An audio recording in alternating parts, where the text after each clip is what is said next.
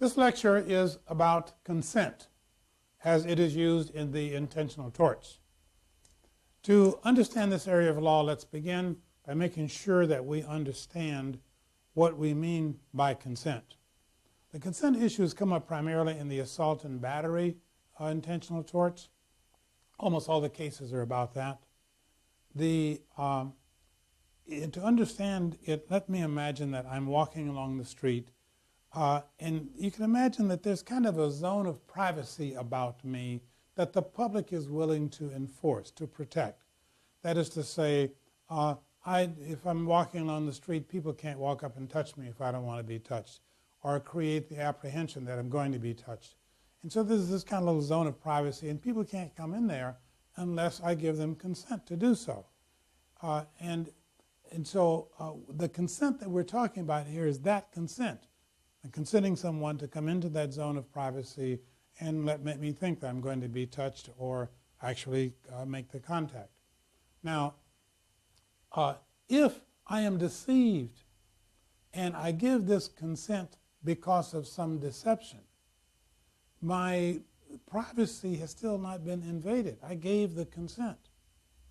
And so I may have some cause of action for the deception, but the person who entered this space did not violate me because I gave them consent to do it. So in that case, the consent is effective to a lawsuit. Now, with that in mind, you can see that the main issues are, number one, was consent actually given to someone to come into my space, and was that consent effective? You can imagine situations where the consent would not be effective, might not be effective.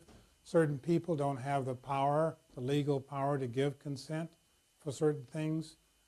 Consent by fraud, consent by mistake. People give consent to a touch in a certain way, the person exceeds the consent. So there are all kinds of problems here as to whether or not the consent will be effective. And this is one of the major parts of this area of consent. So our big problems are, was consent given, and was the consent effective? The next general issue before we get to the details is to note that objective standards will be used, and that means that if you're asking was consent given by implied consent given, we will apply objective standards and we'll ask, would a reasonable person in the position of this defendant believe that he or she had been given consent? That's our objective standard. And finally, a point of interest here is that the lack of consent in all of the intentional torts except trespass to land, the absence of consent is a part of the prima facie case of the plaintiff. In other words, the plaintiff has to prove that I did not give consent for them to take my hat off the hat rack. I did not give consent for this person to touch me. So the plaintiff has to plead and claim and prove that I did not give consent. You don't normally see it because the analysis kind of is not presented that way, but all of the textbooks in Prosser will tell you that that's part of the plaintiff's prima facie case. So it's a point of law you should be aware of in case it comes up. So our key points here so far are, was consent given? Was it effective? Use objective standards. And this is something to keep in the back of your mind. I've never seen a situation where it gets used, but it could come up in a multiple choice question. Consent given. Let's look at express consent first. Express consent. When you give express consent, here are a number of circumstances under which people give express consent, and there are certain issues that come up in these circumstances. This is what gets tested. First, in the medical cases, people give express consent to hospitals in these hospital consent forms. And the issue there used to be that some doctor went beyond the consent that was given in the form, and they'd get sued. And the question would be, did the person really go beyond the consent or not? Well, those cases almost don't exist anymore because the hospital consent forms are so broad that they cover practically everything. And so those you don't see those cases anymore, and they're unlikely to bring that up on an exam because it's kind of historical almost. But in sports situations where there's express consent, people give express consent to participate in certain sports, and they consent to the kinds of touching and so forth you're going to get in football or baseball or whatever it may be. So they have express consent to all this kind of contact. But the way it gets tested is that if you're playing football with someone and the person does something that is outside the rules of the football game and injures this plaintiff, and if the person did that negligently, they tackled the person too hard negligently, then you just use the law of negligence. But if they tackle that person too hard or grab the face mask or whatever they weren't supposed to do intentionally, okay, now you have a battery. And so the distinction between whether the person violated the rules of that game intentionally or negligently make a big difference. And that's what these sports questions are about. Fraud, once again, if a person is deceived into giving consent, well, they still gave the consent. And so the consent to enter the space, there's no cause of action for that. The cause of action is for the fraud.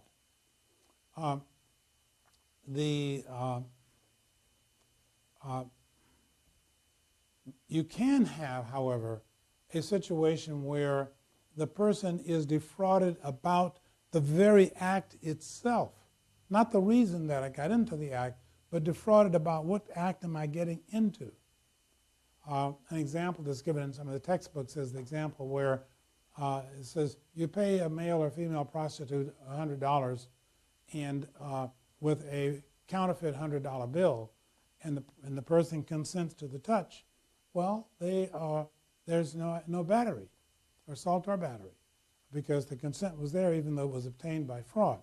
On the other hand, if you put someone through a false marriage ceremony in order to have sex, and now that person thinks they're having sex within the sanctimony of marriage and would be seriously offended if this were otherwise, that person now has been battered because when they entered into the sexual relationship, they thought they were entering into it as a part of marriage, when in fact they weren't.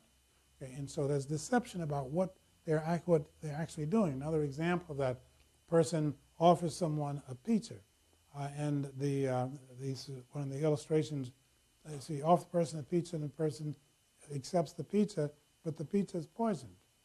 And so the person is accepting this pizza that I'm giving them, but they think they're accepting a healthy pizza, and they're accepting one that's poisoned. Now there's deception about in the act itself.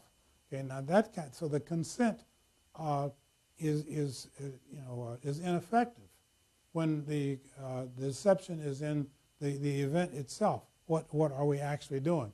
Having sex within marriage or without a marriage, giving them poison or not giving them poison.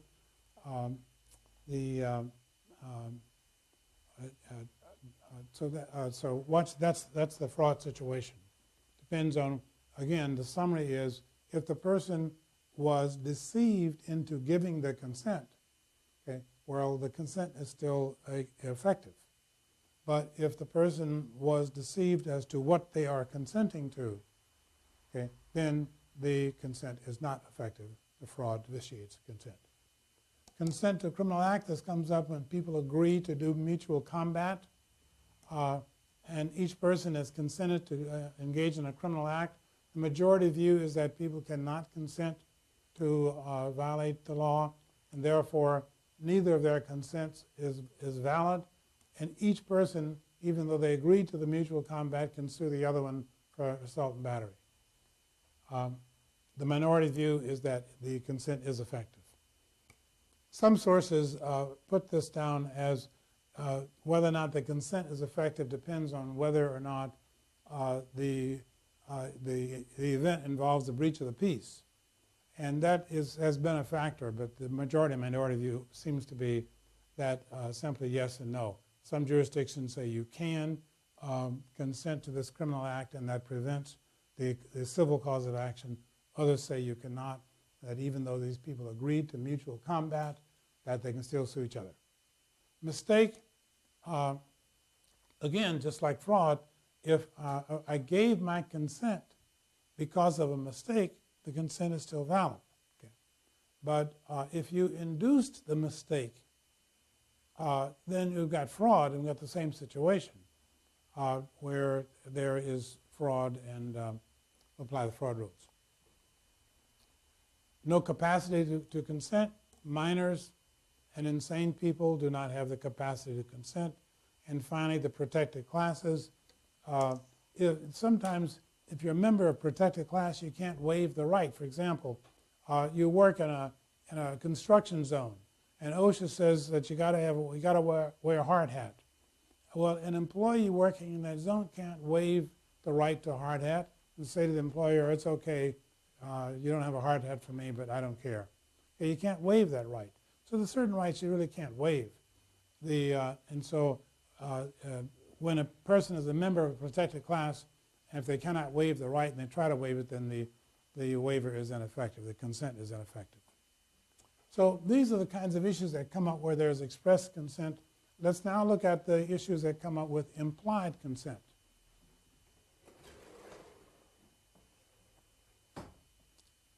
The implied consent, first of all, we use objective standards.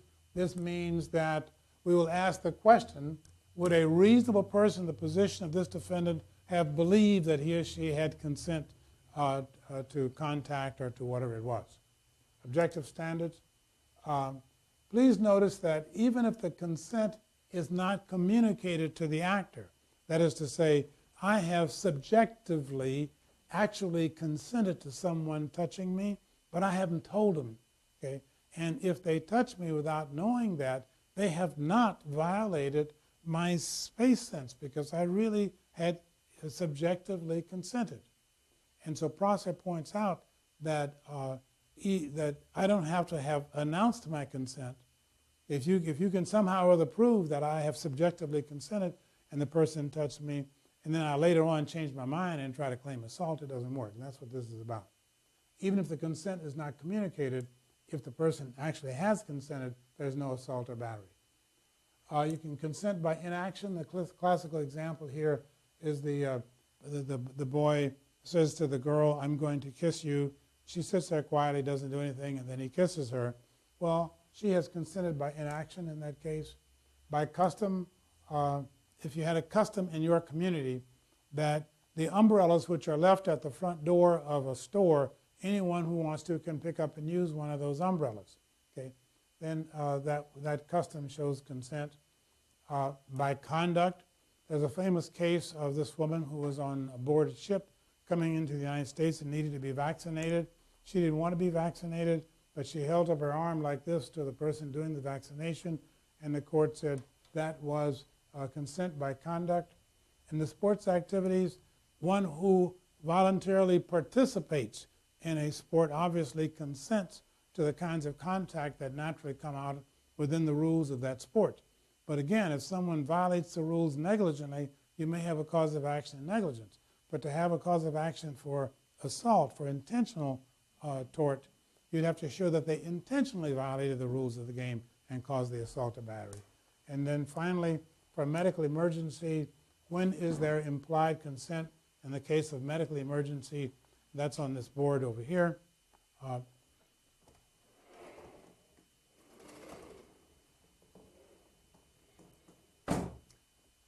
In the case of medical emergencies, here are the requirements for implied consent. First, the person needs to be incapacitated. That certainly makes sense. There needs to be a serious medical issue requiring immediate action. There must be no indication that the person would not have consented.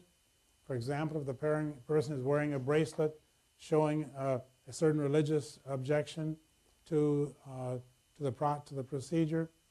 So no indication that the person would not have consented, and a reasonable person would consent. These are the requirements for implied consent when there is a medical emergency. And that really is about is more than you need to know about consent for purposes of the bar exam. And one thing that might be helpful is that often bar questions come from the illustrations that are in the restatement. Let me give you the source of these examples that I used, because you might want to look more into that area because of what I mentioned. The medical cases, we don't really get those much anymore. The sports cases, this is the one where I was explaining to you that if you intentionally violate the rules of the sport and injure someone, that might be a battery. If you negligently violate the rules of the sport and injure someone, it's probably negligence. That is from that's from the restatement second. All of these are the second restatement. Second restatement, and that would be section 50. This would have been an illustration 4, 5, and 6. The fraud example that I gave you about, pardon me, deceiving a person into believing that they were married, that kind of fraud, that the consent to sex is not effective in that case. But paying the prostitute with a counterfeit $100 bill, the consent is effective. That comes from those kinds of examples are from restatement second. That would be section 55. That would be illustration 2. Here and here, this is I gave you about the restatement here. The next ones are the implied consent. I mentioned to you that if the person has subjectively given their implied consent, given their consent, it doesn't matter that it wasn't communicated to the actor, and this is Prosser that is the site on that. Inaction, this is the kiss case where the boy was sitting by the girl on the park bench and said, "I'm going to kiss you," and she did not respond, and he did it anyway. That is from the restatement, second restatement. That's section 50, illustration 2. The custom, the umbrella case, is not from any place. Conduct, this is the case where, yeah, in fact, we have it on the board here. I'll write it so you can read it. This is the case where the woman, the vaccination case, where the woman by conduct held her. This was a case where the SS Canard was bringing people into the United States for immigration purposes in 1891, and all these people needed to be vaccinated. And this woman didn't want to be vaccinated, but she ultimately held her arm up there to get vaccinated, and the court said that's consent by conduct, and that vaccination case happened. This is O'Brien versus Canard, C-U-N-A-R-D. That's the name of the ship, USS Canard, where that happened. The sports participation, I've already told you about. The medical emergency, those that came from these rules about what is required for a medical emergency. These factors here, these are found in the restatement. This is the second restatement, section 62, and this would be illustration. In illustration 3, they had a case of a person whose foot had been run over by a freight train, and they had to amputate the foot and had to do it right away, and you need implied medical consent in that case, and that was the train example that's illustrated using these factors here at Restatement 62, illustration 3. Frankly, that is everything you need to know about consent for purposes of the bar exam. If you know this stuff, I would hope they'd ask you a question about consent. You'd do well. That's the end of this lecture.